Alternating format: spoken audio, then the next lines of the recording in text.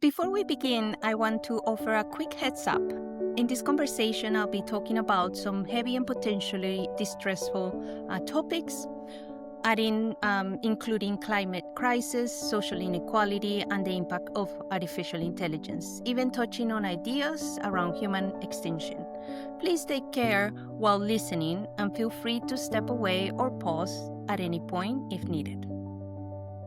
Hi, I'm Adam Jennings, and this is Awaiting Approval, a podcast about the messy human side of creative leadership. Today, I'm joined by Sandra Gonzalez, founder of UX for Change, for a relaxed, two-way conversation about her journey, the lessons she's learned, and what it takes to lead with creativity and honesty. Sandra, hi, welcome to the show. Hi, Adam. Hello. How are you doing? I'm good. Good. Wrapping up the year. It's rapidly getting there as well, isn't it? Yeah. It is. Yeah. Have you heard Mariah Carey yet on the radio or in a I've TV seen her. advert? I've seen her, Okay, but I haven't heard it. I right. haven't We heard must be her. getting there. Yeah, I think it's because I don't listen to like the radio per se. Like I control what's being played Right, in the background. right. But don't worry, it'll happen. It happen in the next week or so. Okay. Well, I haven't heard her yet. Either Mariah Carey or the Pogues with Fairy Tale of New York. So those are my two sort of go-to. Christmas is around the corner Ah. songs when I hear those. When I hear those going. And I guess one of the kind of places that we might hear those cheesy segue is a place where we could meet in person. And if we were meeting in person today, so people listening or watching get to know you a little bit better, where would you suggest that we meet to record this, and what would you order to drink? Huh.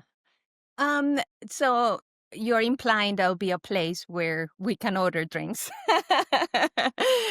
um, well, if that wasn't the case, I think nature would be lovely, right? Like sitting by a canal, a river, which we have those here in London, on a hopefully sunny day where we can just be sitting by a bench, listening to, birds and the water in front of us. And that would be lovely. But, we need coffee or I need coffee. So I would say it would definitely be a beautiful kind of coffee shop by the river.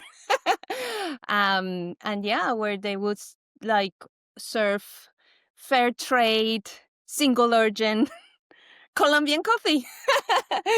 That would be it. And that would be my drink. Brilliant. Well, I'll raise a metaphorical fair trade, single origin Colombian coffee to cheer you on for your recording and to get stuck in.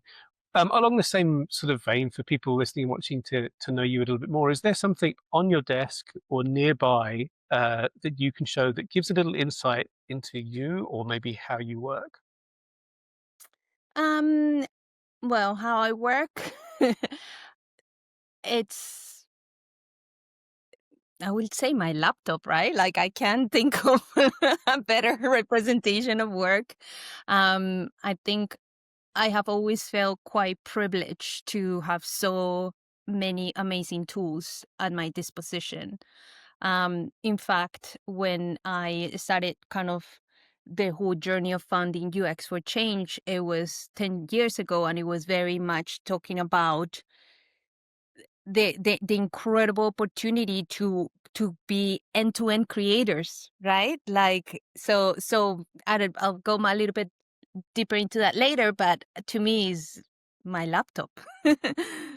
Perfect. And isn't it weird? Like, do you also have this feeling every now and again that our phone or our laptop has so much power over us in a way, Yeah. such a huge hold over us, Yes. to the point where I've only just moved to this location, and so I haven't still really set up things like phone chargers in places that Mhm. make sense, you know. So might be down in the kitchen, but up here in the office is the only place where there's a phone charger, and it Mhm. feels odd to leave my phone up here, even if I'm just going down to make a coffee, which is starting to make me think that's not right. Like Mhm. that dependency is something to look into. So is that the laptop comes up for you straight away, but like what's sort of wrapped up in there for you? Um, yeah, it's interesting. I made a very specific choice not to pick the mobile phone because kind of because of that, because it would be a little bit sad.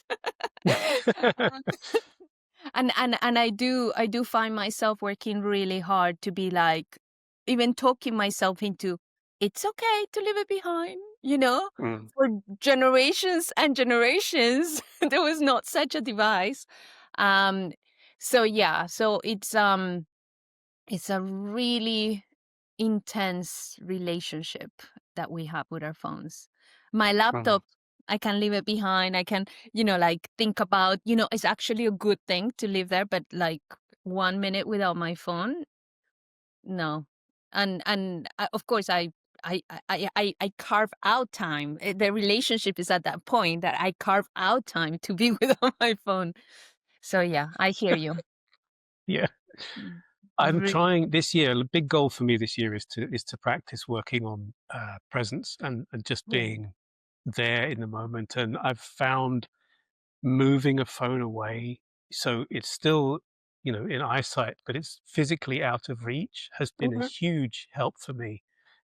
It's meant I've started reading again more. It's meant I've Mm. started just sitting and thinking and sort of ruminating things way more than before. And I love that. And I love that you mentioned about meeting up somewhere in nature, a nice sunny park bench, Mm. maybe near a river, with caffeine. Like I appreciated that that was still there. Um, and I find a lot of calm in getting out into nature and walking through a park or what have you. And is that something for you? Is that a kind of go-to de-stressor? Yeah, absolutely. Absolutely. I feel really lucky to live right next to a canal. And within 4 or 5 minutes, immersed in nature. And sometimes I'm like, how lucky am I to live in one of the most, cosmopolitan cities in the world and have access to this in like within walking distance. Um, so yeah, it's really, really important. I think it has become even more important as, our mental health requires more attention because of the phone. I Right. think so. So yeah, it is really. I think a lot about that. Mhm. Mm. What I've been loving here, I've come from a very privileged place where crime was happening, but phone snatching far less so. And Yeah. now coming back into London after so many years where phone snatching is so prevalent, I find I'm hardly getting my phone out as I'm walking the dog or going for a walk or going to the shops. And I really love it. I really love not walking along heads down, sending that final email or that Slack message or whatever it may be, and just taking in what's going on around me. Mhm. Not that I want to trivialize anyone that's been through having their phone snatched or anything like that, but I'm appreciating not being stuck to the device so much. Absolutely. And I think there is a really important element of community with that. And it's the fact that that presence that you were talking about, right? You can Mm, look at people, say, hey, this person seems happy today.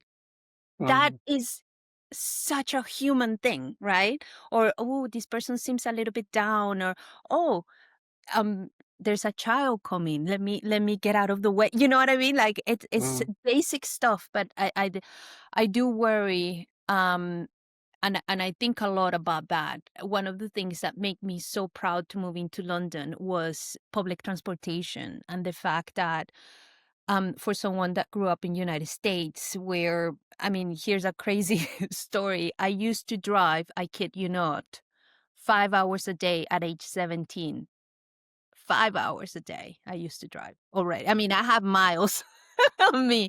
So for me, public transportation, and I heard this concept before I moved into London, that I wasn't carless, I was car free. It was a right, privilege. mm, And I love the fact that people would get into the tube and will have to be mindful. It's like, I have a seat, but does someone need a seat? Do I need to give up my seat? And I do worry sometimes that we are starting to lose that because we're mm, not looking around, we're just in our phones. So, and I'm guilty of that, I'm guilty of it. Mm.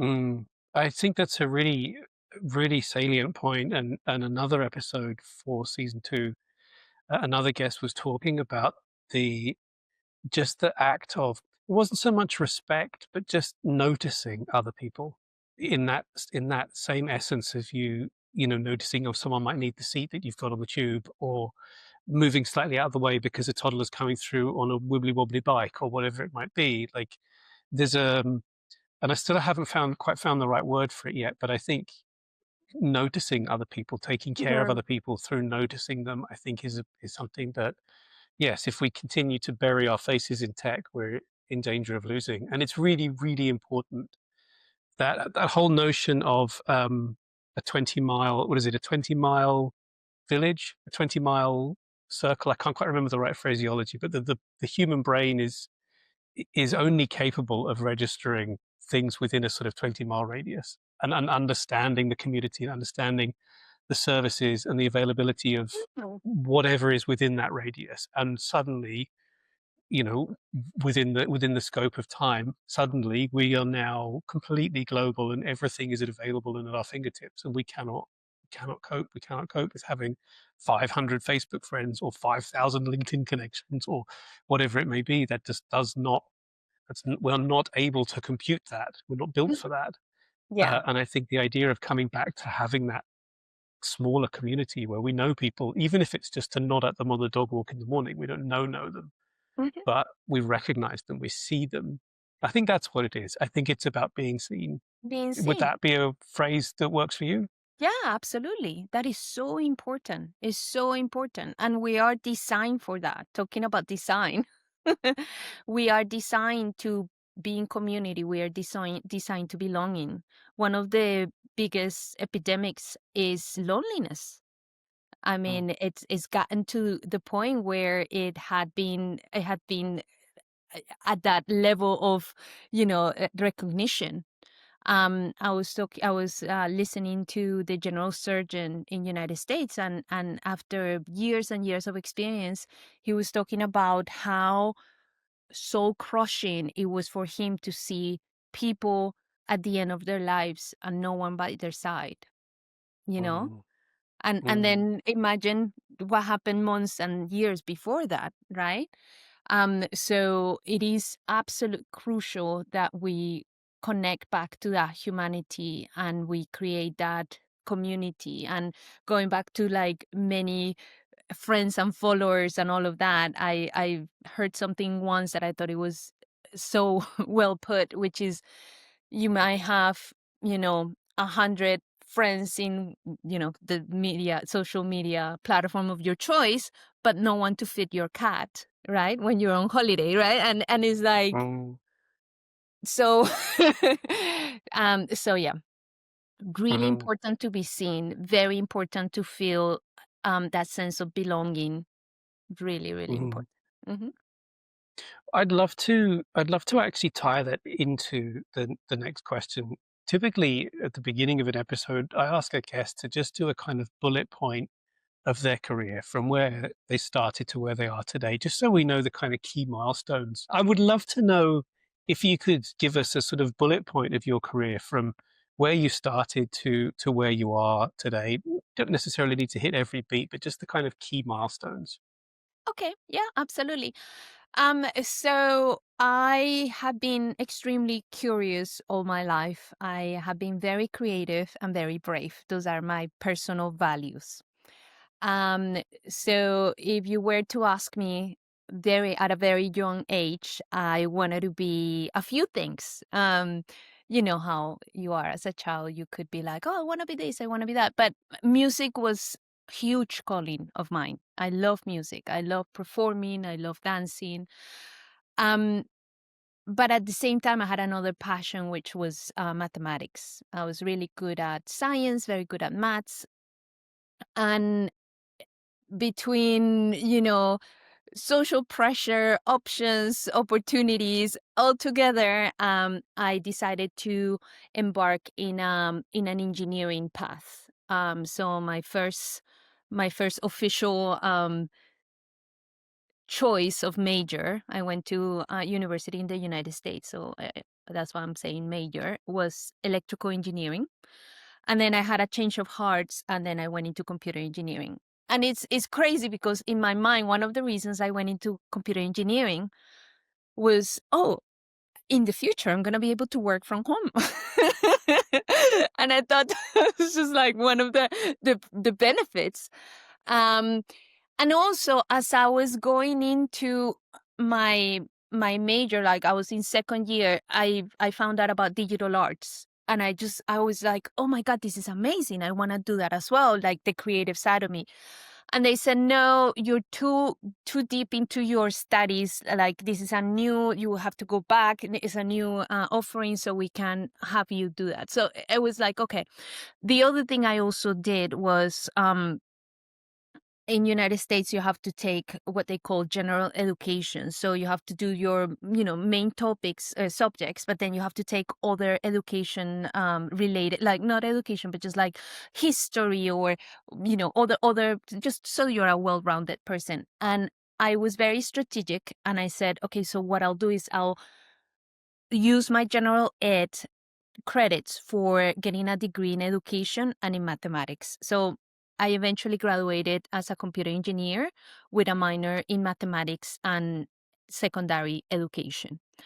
And it was so interesting because as I was going through my engineering school, I I said to myself, I never want to work for big tech. This is not me. I'm never going to work for big tech. And in a way, the reason I went for secondary education is because I had a huge calling in the educational ed tech, educational technology side of things. And to me, that was like awesome. And to me, it was also very clear that I wanted to be kind of like multidisciplinary. So I said, okay, so with this, I'm going to be well positioned to go into some ed tech company. And yeah, I'm very lucky, or if you want to put magic to it, I have a star following me, whatever you want to call it. But I'm the type of person, and I know this is gonna sound so cliche, but I'm the type of person that I create a board. Have you heard of the vision board? And then it happens. Absolutely. So when I was getting closer to graduation, I was looking at the newspaper, and I saw in the New York parade, they have big balloons right before Thanksgiving, I believe. And I saw Clifford, the big red dog. And that, like, immediately, like, I was like, that's where I want to be. I want to work for Scholastic. So Scholastic is one of the biggest children books publisher in the world, and they're in New York City, and they were right in the midst of bringing books online, getting children to understand, like how they can engage with characters and promote the books and all of that. And and I checked their website, and they had just closed their applications for their internships. And I was like, oh, so that's why I created the vision board. And then next year I applied and I got in. It was really helpful that I had some experience, just to add to it, working for NASA funded projects, developing curriculum. So it was, so if you ask me officially, my first job was a NASA funded grant, which is just really cool. I learned a lot with that. But anyways, long story short, the internship went really well. And the chief editor said to me, when you're about to graduate, give me a call and I'll send you a contract in the mail. And I absolutely thought she was kidding. I was like, oh, that's such a nice thing to say, but yeah, who's going to do that? This is about 2008. No, sorry. No, 2004. Huge crisis when it comes to finding a job to graduate. And then her words were really sweet to me. I'm like, maybe she actually meant it. And yeah, rightfully so, even though most of my my what do you call pupils, my my friends at university were struggling to find a job, I call her and she's like, oh yeah, no problem, contract is in the mail.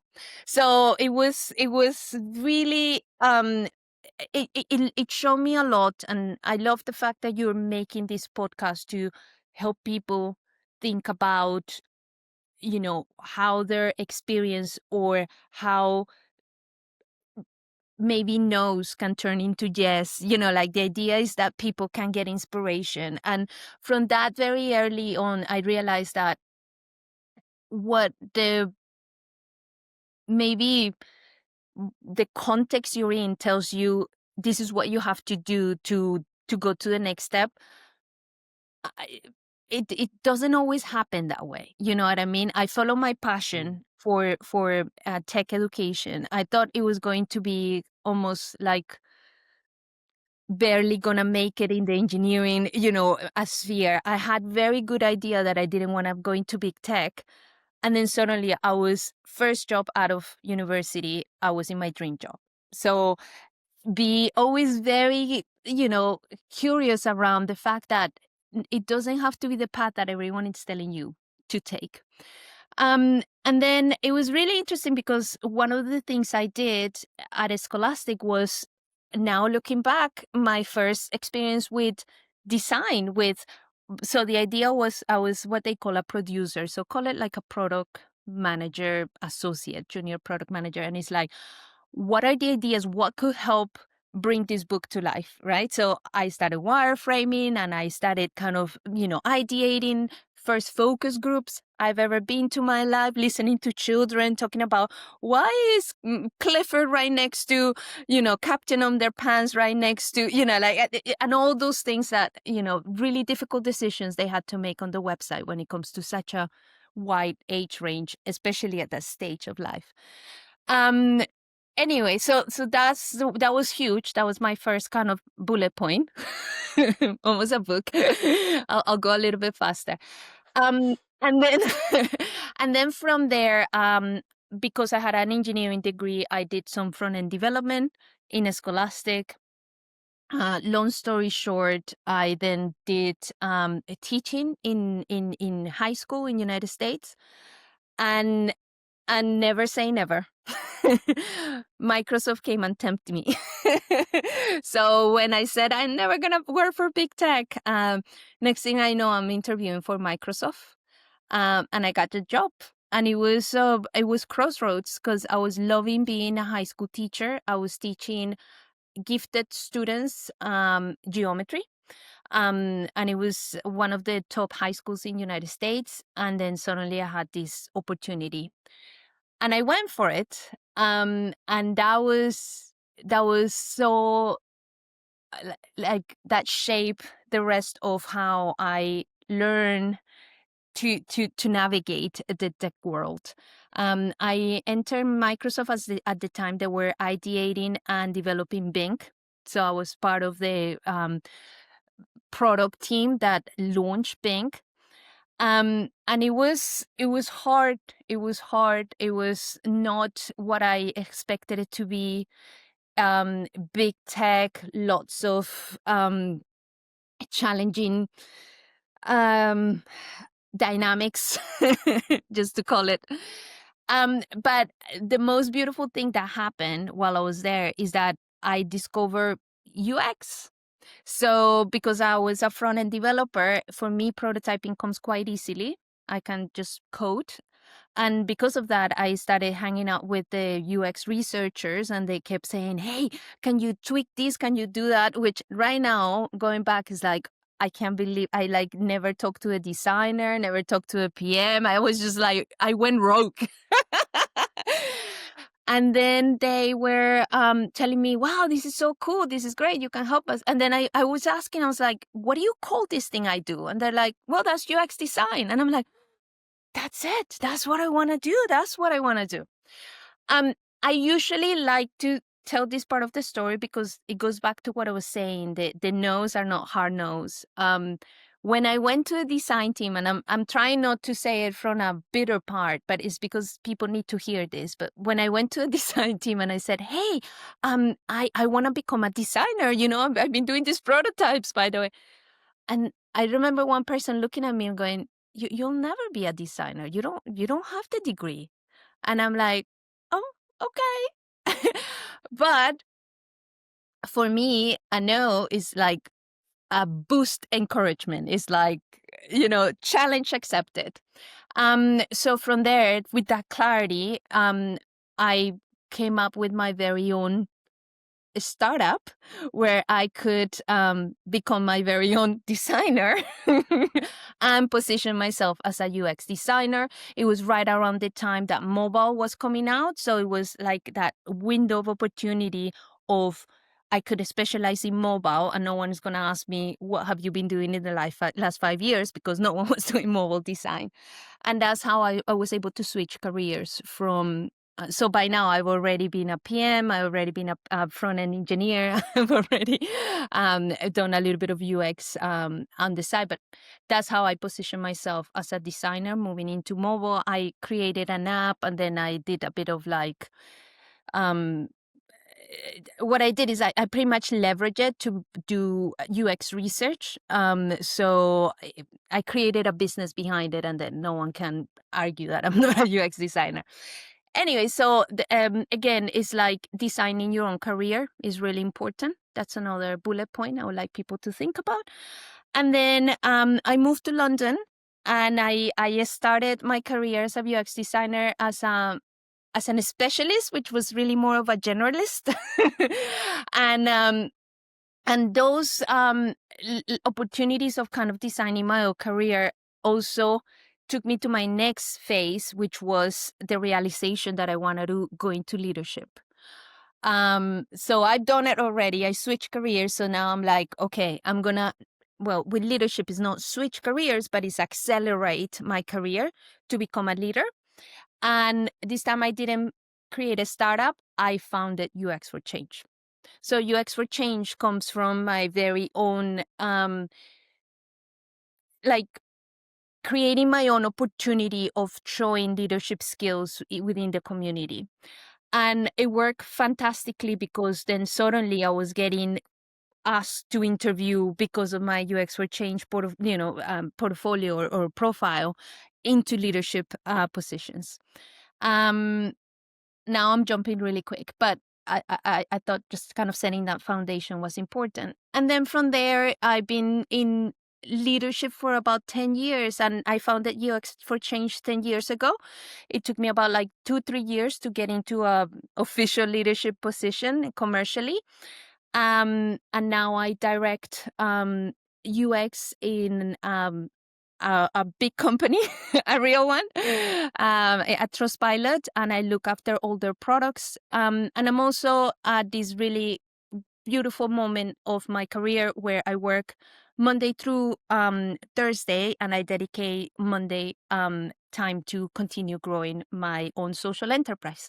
So before I created a startup to move into UX, and 10 years ago, I created a social enterprise to move into leadership.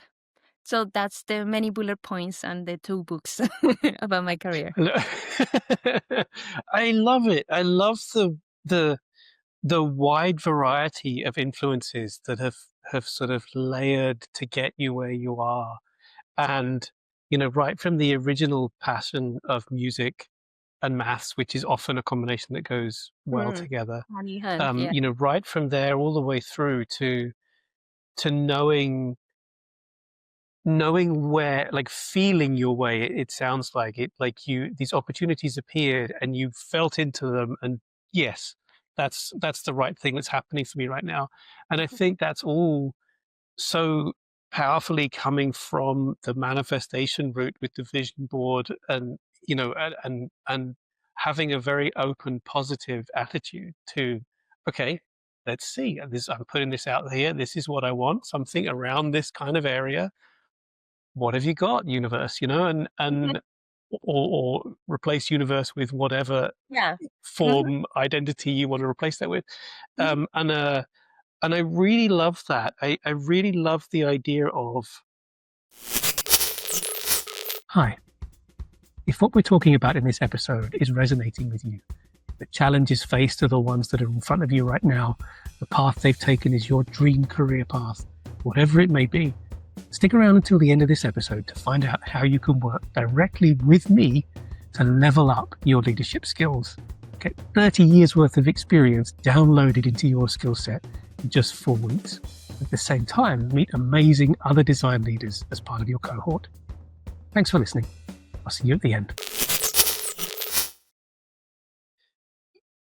There's a freedom in that. Like, so often if you're trying to manifest something, you create the vision and you focus on that vision, and it's not necessarily a singular thing, but it's quite defined. This is almost exactly what I want. And so I'll start setting the steps up for this thing that I visioned. But it feels like you have been freer with that and said, like, this is the kind of cloud of the vision. Like, it's this somewhere in this area, this ballpark. Like, what happens next? I'm all ears and I'm open to seeing. Is that how it was for you? Like, not that it wasn't defined as a vision, but that you were open to seeing a slightly alternative path, or seeing that vision through a different lens. Yeah, I think it's interesting you say that, because I've been reflecting on this a lot today, because I was just at a preview of a documentary that talks about how you experience home when you're an immigrant, right? And now we were just having this conversation around how when you're not, like growing in the same place you were born, when your career's not growing in the same place where you saw your parents' career grow, then it becomes this, as you call it, a cloud, right? Like lots of possibilities, because it could never materialize the way you saw it happening for your family or for the person you admire that was really close to, your place of origin. So I would say yes. I think it was very, I guess, when I said I was going to become a UX designer, it was like whatever that was going to take shape. And I never said I'm going to become a mobile expert UX designer. It was just like, I'm going to become a UX designer. And suddenly, Microsoft releases Windows Phone, and I'm in Microsoft and I have access to it. And then it's like, oh, okay. So now, now I can see the path.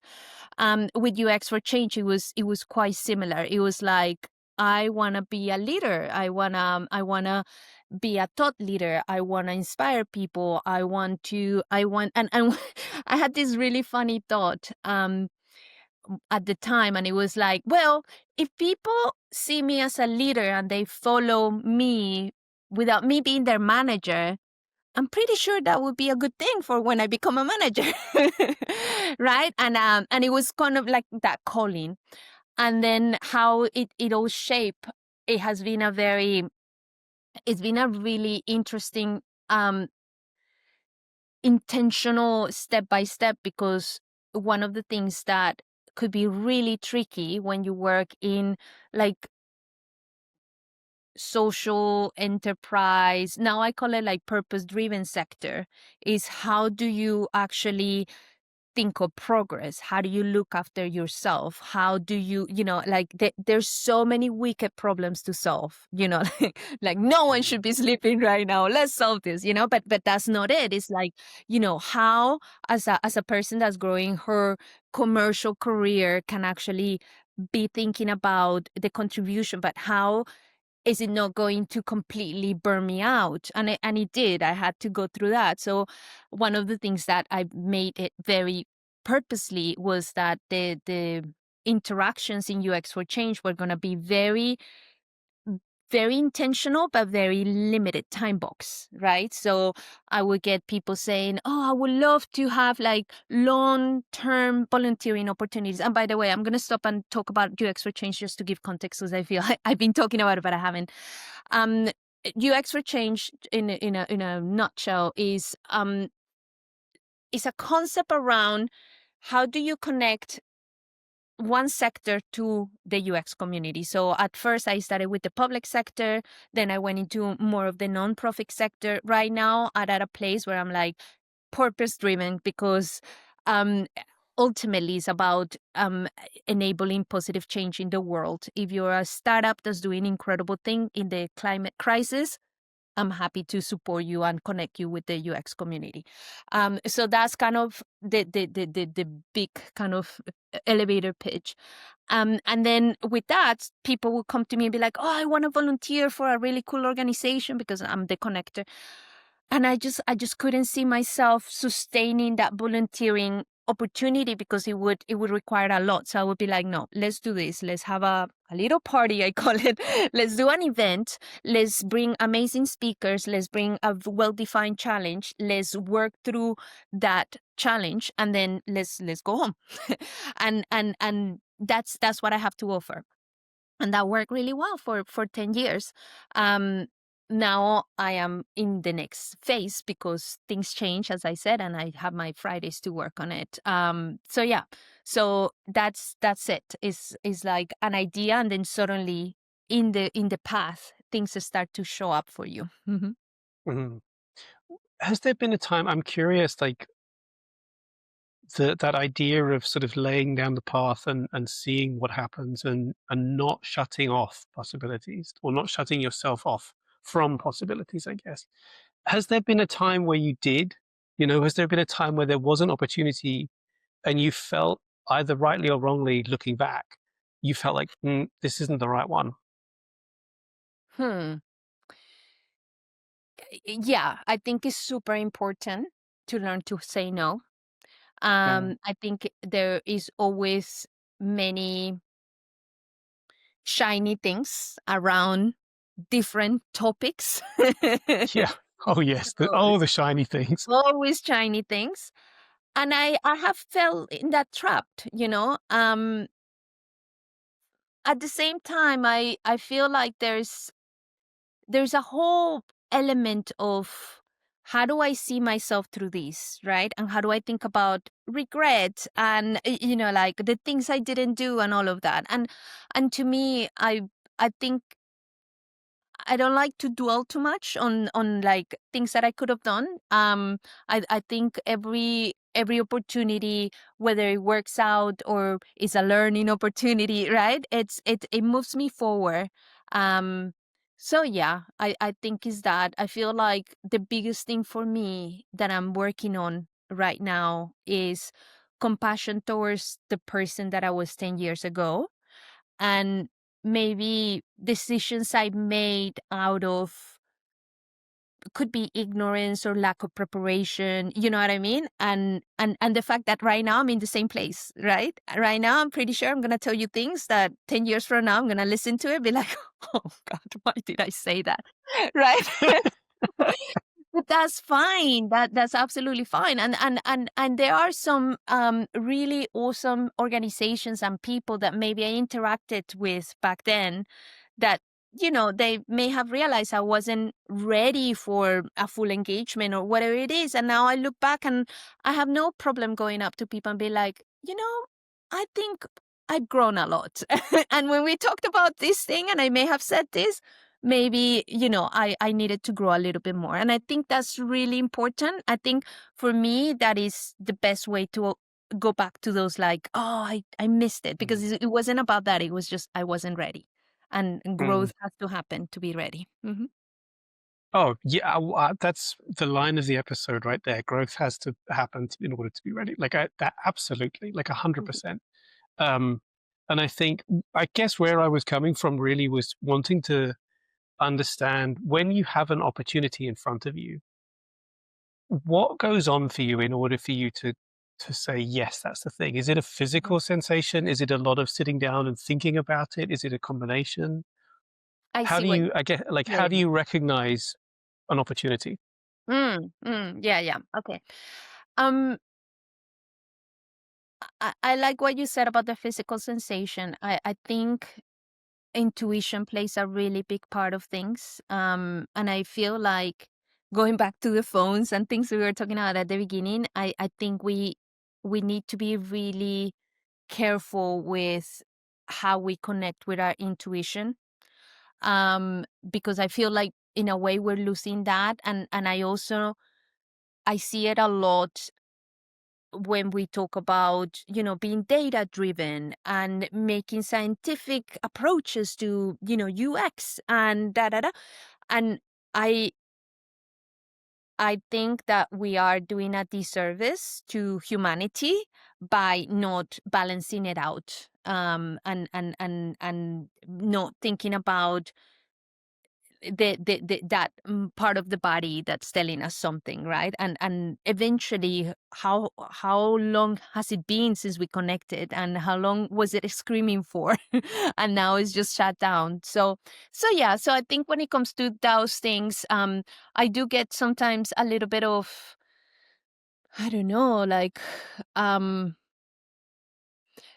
I'll tell you a crazy idea, a crazy, no idea, a crazy story. I Even the job I'm in right now, I almost kind of had a vision that it will happen in the way that it will happen, and I know it sounds a bit like, oh, magical, but it was there. It was meant to be, so, and sometimes, but what's interesting is the times where sometimes we want something so bad and it doesn't happen, and then it's like, oh, I'm not good enough, or da da da. And it's incredible. Out of all those times, I would tell you 90% of the time, I can go back and be like, I'm so glad that didn't come. Like, and this is like the beauty of hindsight, right? Like, now I'm like, ooh, I'm so glad I didn't get that job. So, yeah. Right. Yeah, I think there's a huge I really do I really do put a lot of, weight on a gut feeling or Hmm. intuition or instinct or however you want to phrase it. I think it's something that you need to practice listening to, and I think there will be times where it's off and there will be times where you don't hear it correctly, and that's fine. Hmm. But I think there is really something to be said. And it makes sense, right? If you think about us as a species millions of years ago, we will have had that gut instinct of there is a predator in the bush or something like that, that sort of natural survival kind of instinct is where it comes from. And so to listen to that, random story from today. I'm currently cat and dog sitting, and I've only been here a few weeks, but I've got a good bond going with the cats. But I had to take one of the cats to the vet just for a standard kind of booster thing. It was nothing bad, but I'd not put that cat into a cat carrier before, and Mm. so I didn't know how that was going to go. Whether this was going to be a smooth operation or I was going to come to this recording today covered in scratches and plasters and whatnot. Um, And more often than not, the advice that I've heard is don't get the carrier out until the very last moment because they know what that means, etc., etc. So that's the last minute job. And there was something this morning that just told me get that out earlier and set it up Mm. and let them all sniff it and let them all see it. And I didn't know what it was, but there was just something telling me that. And I did that, and they all had a sniff of it, and it was maybe an hour later that I had to put the cat in there, and he was quite happy. Mhm. Um, and he's a great cat anyway. He's very well behaved, but there was just something telling me this morning. There was just an intuition, a feeling, a gut instinct, and I think it doesn't necessarily have to be work, but I think that's there with us all the time. And Mm. maybe that's to do with presence as well. Maybe that's to do with being able to tune in and listening to there's that bubbly feeling in my gut every time I think about that project or that Mhm. job offer or the prospect of leaving the company I'm at right now or whatever it might be. I think we really need to tune into that more and sit with what that feeling is telling us. Mhm. And it's far easier to say than do. But I think you're absolutely right. It's an art form and a skill that we need to practice Mm. And I and think develop. it's important to remember that many different cultures, many different generations ago, that was what they had, right? That was part of how they navigated the world. Um, and we had been modernizing our ways of living. And I think it's really important to understand in a way, how did we get here, right? Like, why why do we have to um work so hard to get in touch with that? And I do think that it impacts our work as designers tremendously. I think it is really important to be able to bring that humanity into everything we do. And that's one of the topics I've been working on lately. And the last event I had here in London, one of the things I've been trying to understand, because I failed miserably and I was so sad that I didn't know how to do this, was how do you host a trauma informed event, right?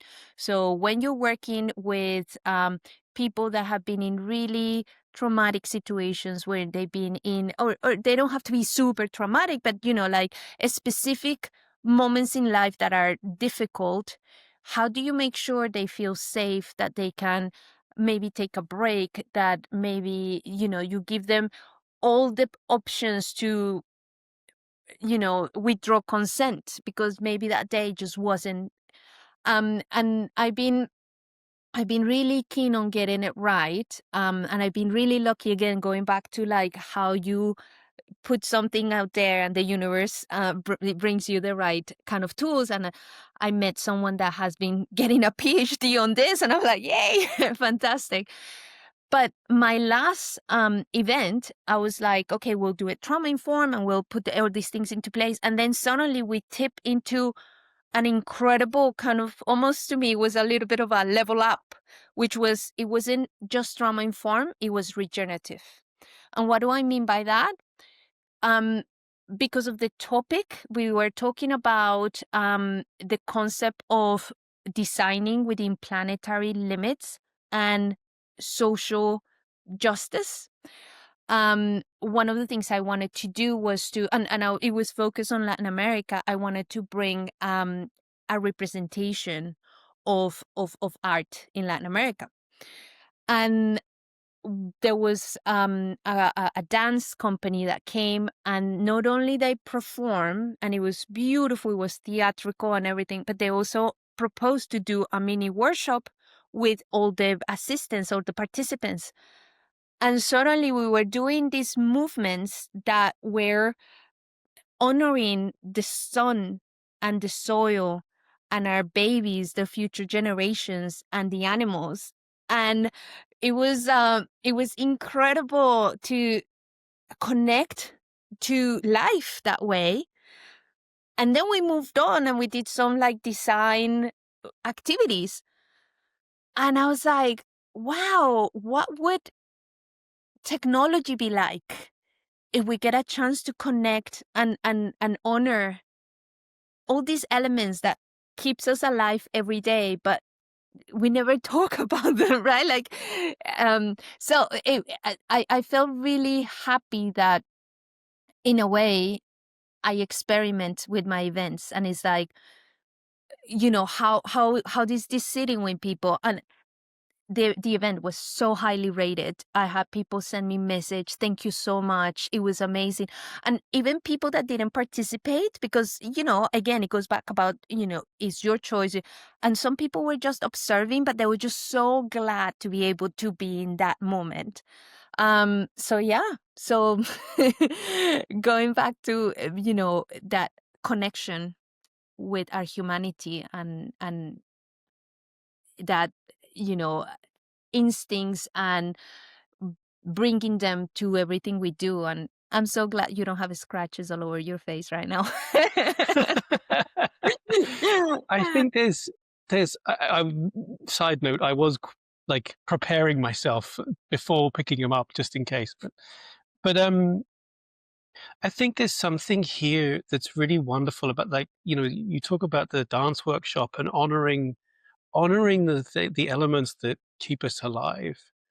And there's a really wonderful piece about connection and being part of, I mean, to use a new UX term, to be part of an ecosystem, Mhm, but like to be just that small, minuscule dot in this massive thing that we are all in, all of us, dogs, mhm. cats, plants, sun, water, whatever. Like, it's all part and parcel of the same thing. And we so often forget that in our day to day. We're so often focused on, oh, I've got to get that deadline, or I want this promotion, or oh, I've just had this argument, or well, like whatever it may be. that we forget how amazing everything is, how Mm. fundamentally awesome everything is.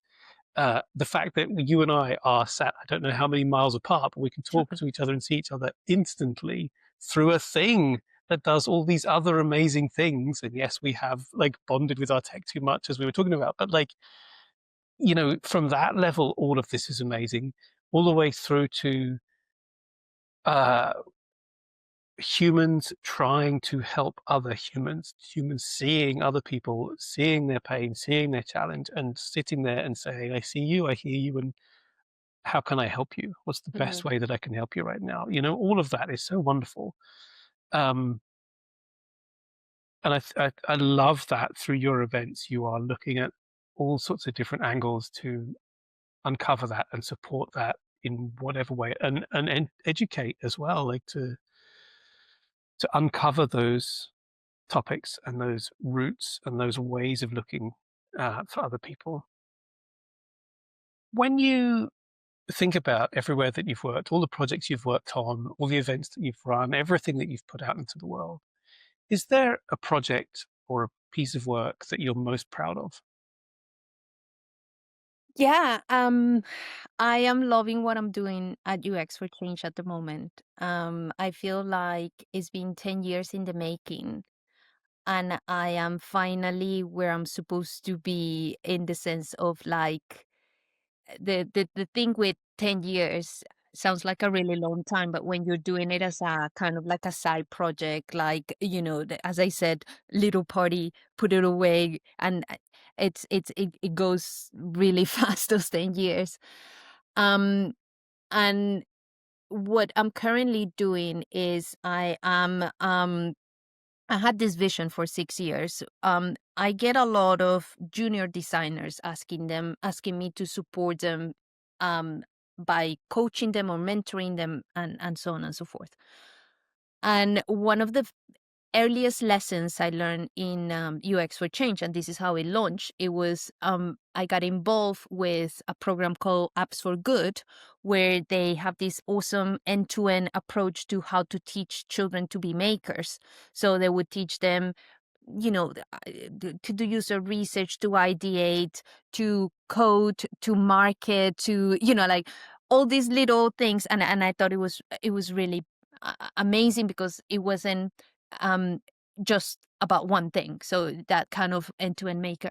And what I learned was that instead of maybe teaching a few children about design, what you do is you teach the teachers about design, because the teachers are the one that have contact with lots and lots of children, right? So it's about impact at the kind of like higher tier level to have even wider impact. So with UX for Change, for a long time I got people junior asking me, oh, I would like to have you as a mentor. And the reason I hesitated is because then my time would be pretty much gone, and Mm, I wanted to have higher impact. So I've always ambitioned to have kind of like, what I want to do is I want to train leaders so that they then can train more junior, and then the impact is bigger. But it was never the right time, and that's why I had the idea 6 years ago and I let it sit. With what is happening in the world at the moment, between the climate crisis, um, AI as is rapidly being built and rolled out, and uh, the good news and the bad news. And I'm pretty sure there's hopefully a good understanding of some of the impact. Um, I felt an urge to accelerate that concept. Um, of how can I train future leaders, and what are the skills that these future leaders need as we are in front of the reality of the world we're living in right now. So what I decided to go for was to really start thinking about, you may have seen it in different universities, they call it like future skills or regenerative leadership, and really start looking at what is it that we're going to need to be good leaders, and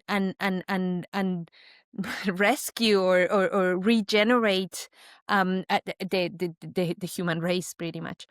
And it kind of like the stars align and everything. So what I was able to do this year, number one, do lots of training for myself. I'm more of a connector than a very in-depth kind of knowledge kind of person. Um, Part of it is because for me it's the easiest way to be able to democratize knowledge, right? If I wait until I get a PhD for something to come back to, so I'm very rough around the edges when it comes to a concept, and I'm very happy to say it because ultimately it's about igniting that understanding, and then I can tell you 10 different books that would do a much better job at talking about something. So what I did is I created a fellowship. It's called the Responsible Design for Change Fellowship, and the idea is focused on creating an opportunity for emerging leaders to get hands-on experience with two very important things. Number one, with the concept of what responsible design practices would need to start looking like as soon as possible, given the climate and social crisis that we're living at the moment, and AI as well. So this is all combined. Um, and then also have the opportunity to practice that in a course that is real, so it's not just like what they call kind of like a spec work. Is actually you can have access to a community, really learn from them, do learn about yourself as you're going through this, and then have those juniors members be kind of mentored by them. So yeah, so I am very proud of that. We're about to close the second cohort, and it's been so well received, and it's micro, but I'm hoping that as I'm learning from it, it starts to be available to more people. But the thing that is to me really important is how do we create those future leaders that understand the importance of the skills that are necessary to have a future period. Yeah, of A good course. Yeah. future for our children and Yeah. great grandchildren and all of that. So yeah. It's it's often surprised me how and I thought, going through my career, I thought this was just prevalent in the creative industries, but the more I've talked to people, the more I realize this is in every industry. You either go to a college to learn your craft or you pick it up on the job, but Mhm. it's always about focus on the craft with a combination of, typically speaking, I want to progress up the ladders to reach a specific point, depending on whatever the industry is. So you do that, but then when you reach that point, you have all of these leadership responsibilities that are put onto your Mm. plate that no one has ever taught you. No one has ever shown you in a formal, organized, helpful way. You may have been lucky enough to have had really good line managers or Mhm. mentors on the way up, which is great, but you've still not had the same level and depth of understanding that you have over your craft as how to be a leader. And that's one of the reasons that I made my course, and I can absolutely hear that what you're doing is in like another level on top of that. There's a much wider, more human societal or society-wide goal there, which is fantastic, and hats off to you. Like that's a really important piece of work to do. We touched before on, you know, not having regrets over decisions that you took one way and it could have gone the other, like not looking at the what ifs. Mhm. But I would love to know when you think about everything that you've worked on and teams you've worked with and projects you've handled and choices you've made, was there a time where something didn't go according to plan and what did you learn from that? Mhm. Mhm. Yeah, I think this year has been extremely reflective because of the 10 years of UX for Change. Um, and I think there is so much to be proud of, but at the same time, going back to those kind of lessons, And again, it kind of ties back to where I'm at the moment. I feel like I needed to be more, um a bit more up to speed with certain topics. So for example, and this is actually something that I am conflicted about. So you're asking me about, things that didn't quite work out, but you know UX for change sounds like a really cool concept, right? And I would get invited to panels and so on and so forth, and I appreciate the opportunity to be in those panels. But a lot of times, I don't think I was in a good, like, position to be in those panels. Like, is that like, oh my God, a person that would be maybe better trained or had more experience on this could have been in those panels, right? And I feel like, going back to maybe saying no, or it's like, now I am way more careful about those moments. It's like, am I the right person to be in this panel, to have a voice, or to talk about these things? um and there is, to be completely blunt, there's a bit of tokenization that goes in there. It's like, oh, we don't have enough women, and people come to me and say it immediately. And fair game, I appreciate the effort.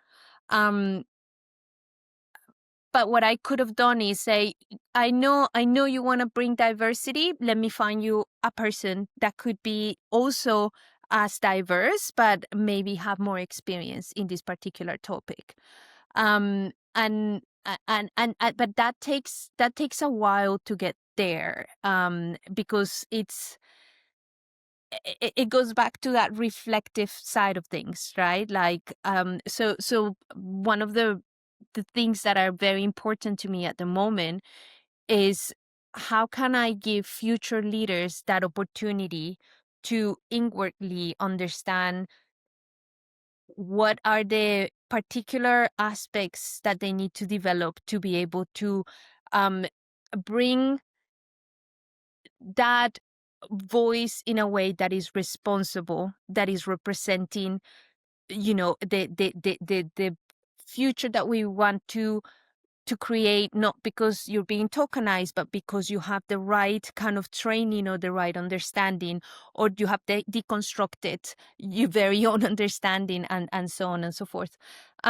So yeah, I think it's hard as a leader to say, I should have never been at a panel, but I also feel that one of the things I like doing is being open about, you know there's moments where, and I can see how imposter syndrome can play up a little bit, but like, there's moments that it's okay to say, you know what, I could have given this seat to someone else that had better understanding on the subject, right? And yeah, and just being able to work through that in my head. So I think for me, if I had to put it in a nutshell, is the ability to say no because I wasn't the right person to fulfill that particular kind of topic. And also there is a little bit of me putting myself in a place of being tokenized, which it's as a brown woman, I experience this quite a lot, and I think it's important to talk about it. Mhm. For sure. That's a very candid answer, and there's a lot of humility in there, and I really appreciate that. Thank you for sharing. On a similar token, looking at those bullet points, is there a point where you would go back to yourself as you were then, but knowing what you know now? And if there is, what would you say to yourself? Mm, yeah, let me think, because there's just, it could be any moment. But what is a good moment to go back? Every time that question gets asked, and it's a really good question in life, right? Like, oh, what would you tell your 20-year-old, or your 10-year-old, or your 15-year-old, or, um, I think a huge amount of encouragement, like, you're doing fantastic. I feel that there was a lot of guessing going on. What I just shared is, very vulnerable, but ultimately is the ability to say, I see you, like it's actually, this is actually quite important and very beautiful. That woman 5 years ago, 10 years ago, 15 years ago got me here to who I am. And I love me. Right? So that moment, that encounter is going to be a beautiful hug and lots of love and be like, I'm so proud of you. Oh, I don't think that like a particular piece of advice would have the weight of value that embrace of like I love you to yourself would have, because otherwise it just becomes like, let me give you a piece of advice, and it's like, no, you're doing fine. Trust me. So I yeah. love that answer. I absolutely adore that. As Mm. someone, uh, you know, knee deep in the middle of inner child work, like I love the idea of that. And do you know what it came up for me as you were saying that?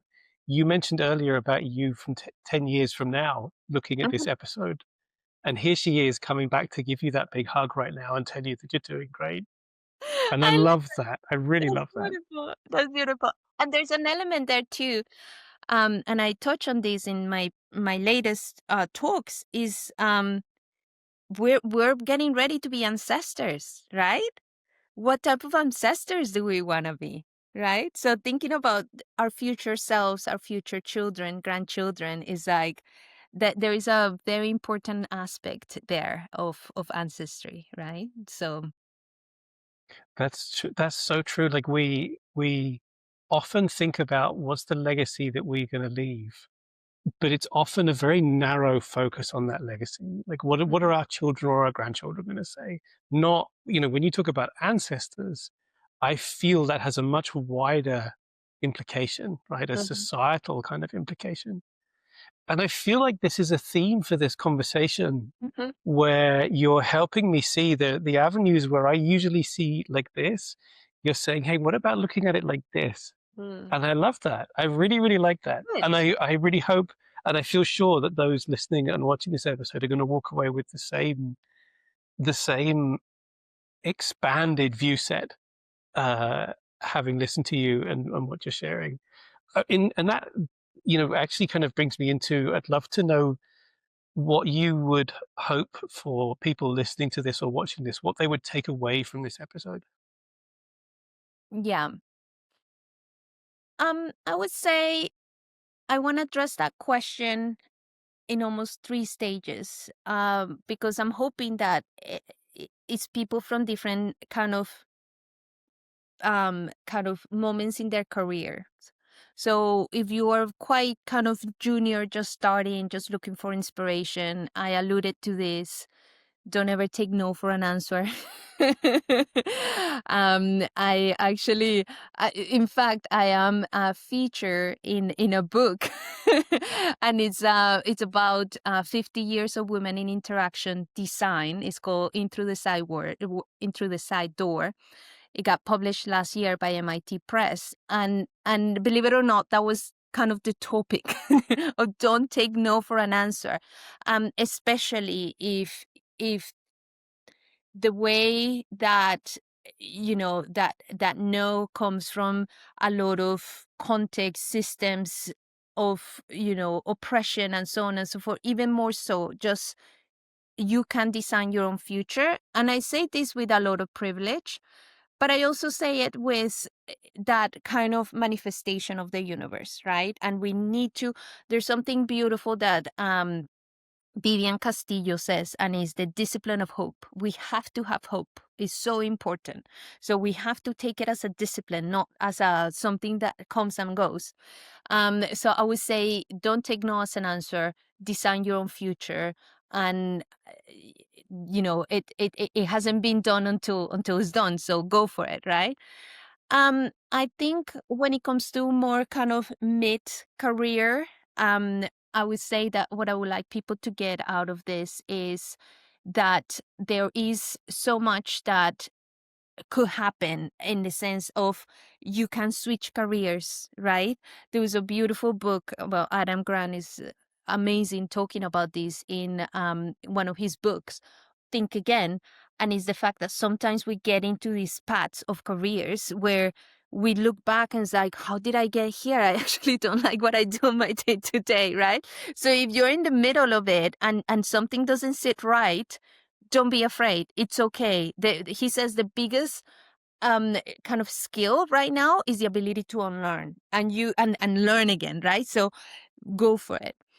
And then when it comes to kind of more senior, kind of at director level as I am, I would say there is a lot of learning, unlearning and learning, going back to that. But at leadership level, there's so much at stake at this moment. And it's so important that we take it really serious. I want people to start thinking about how are we going to consolidate the realities of our economy and the role we play in the economy we're in, and how can we imagine, or not even imagine, just start studying the other options when it comes to economy. So a very well-known one is circular economy. But there's this year I did a university course on this. There's like dozens of other economies, like the donut economy, which I was telling you about. So within planetary boundaries and social justice, right? So it is really important. Believe it or not, the most important training we need to do right now as design leaders is understand our economy and what are the alternatives and how can we start on embracing it and bringing it as part of our kind of day to day. And a lot of people push back. Is like, what do you mean economy has nothing to do with design? Oh, it surely does. So I would say get really curious about the economic situation and like the whole concept of growth. So I will highly recommend looking at Kate Worth's work on donut economy, just to kind of put it out there. And there's a lot more. But yeah, those are my three different stages and a little piece of advice. And what I want you to get out of it. Hmm. And what I want people to get out of it, which is part of the story I kind of interweave. I see. No, I love that, and there's so much to dive into there. And the second I hit stop record, I shall be diving into it absolutely. Um, we're almost at time, so there's only a handful of questions left. I'd love to know, outside of work, what are you most proud of? So remember how my story started with I wanted to be a musician? So regardless of the fact that I went for engineering, I managed to continue as a very amateur musician, a musician career.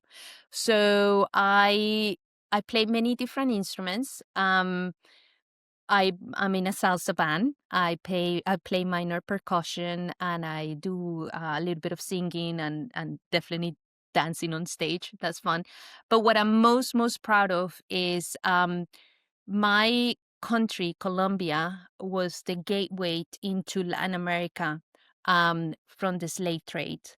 And with that, we have a really sad situation, but we are so well positioned to the richness that came into our land. So the kind of mix of three cultures, so indigenous, African, and Spanish, created incredible genres of music. And one of the biggest genre, and I'm pretty sure people hear salsa and people hear like merengue, but cumbia is the one that came from that fusion. And there is an instrument that originally was indigenous and with the African influence was modified to be kind of a bit more structure to go with the African drums. And that's what gave birth to the genre cumbia. And it's been a mission for me to learn to play that instrument. And I learned to play it. And sometimes I'm a guest musician in some bands, and I'm just so proud of it because when I want to tap into my lineage, when I want to connect to my ancestors, to my African heritage, to my indigenous heritage, to my Spanish heritage, there's no better place than music and creating music through that instrument. That's quite rare. So that's what I'm most proud of. And my children. Wow. Yeah, yeah. Yeah. That's kind of like the if you win the lottery, what would you do? And you've given to charity and you've paid off everyone's mortgages, then what would you do? Like, let's get to the thing that, yes, like we all know this and we agree this. That's like goes without saying. What's the next thing? I love that. What a fantastic answer. Thank you. What was the name of the genre again? Kumo. The cumbia is the genre. Cumbia Cumbia is is the the genre. genre. Now, the name of the instrument, the indigenous name is cuisi. Interestingly enough, when Spaniards heard the instrument, they thought they were bagpipes because in Spain they have some version of bagpipes. So they call them gaitas. That's the translation. And the funniest part of this is that sometimes I say I play bagpipes and people think that I played the Scottish ones. So yeah, but that's the story. That's what the instrument is called. It's cuisi. That's the indigenous. Queasy. Hmm. And that's so I'm obviously now imagining a tartan bag with like the black sticks. Having lived in Edinburgh for years, like I'm now imagining that. So it's not that, right? It's a different, No, it's a no, very no, different. not at all. No, it's actually quite long. And it's so long that the holes, you have to have two of the same, two flutes, because the holes are so far away that two people have to play it at the same time. And because the holes, you need to kind of like really reach all the way to the bottom to play the last two holes. So that's why there is a male flute and a female flute. So the female flute, you use two hands and you can quickly reach to the holes, but the male flute you have to kind of reach all the way back. So it's quite interesting. I was like, how did that come about? So Yeah, yeah, it's made out of wood and bee wax, all natural. So yeah, brilliant. really long Oh flute. well, I know what YouTube rabbit hole I'm going down this evening to go through this genre and this instrument. Uh-huh. We're at the time for the last question, the final question. It's the same final question that I ask every guest. Sandra, are you still awaiting approval? No, I don't think I have ever. um, it's a really good question, and it comes with the whole kind of context, right? Like when do you have to wait approval and all of that? But I'm very cheeky. I would say I usually don't. Hmm. Excellent. I love it. Sandra, this is your moment to tell people how they can get in contact with you, where they can find out more about UX for Change, where they can hear you sing and dance on stage. If you want to share that, the stage is yours. All right, cool. So yeah, so check out UX for Change. Website is UX number 4 change.org. Email is UX number 4 change at gmail.com. Um, and and you can also find us on Instagram as of 2 months ago. Yay!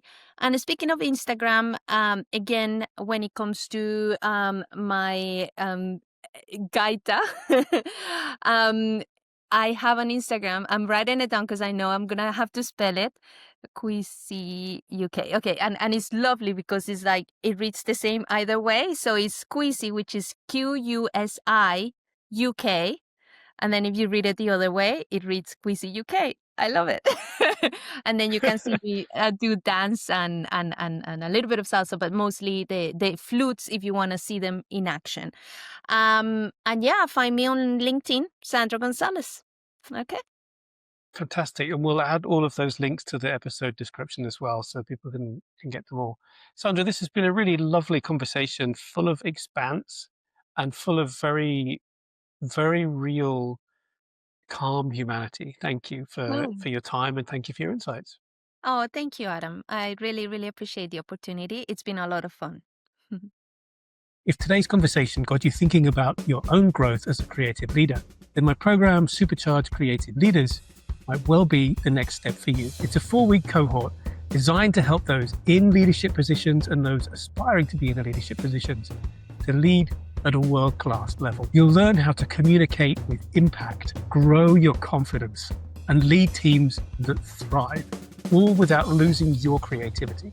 It's a mix of pre-recorded video sessions, live Q&As with me and the rest of your cohort, and an incredible community of peers who will support you along the way. People who've already been through the course have gone on to win new roles, land promotions, get huge multi-million-dollar pitches, and they all put it down to the course and the confidence it gave them. So if you're ready to get noticed, get promoted, or finally step into that dream role, join the next cohort. Head to growwithadamjennings.com and sign up to Supercharged Creative Leaders. I can't wait to start working with you.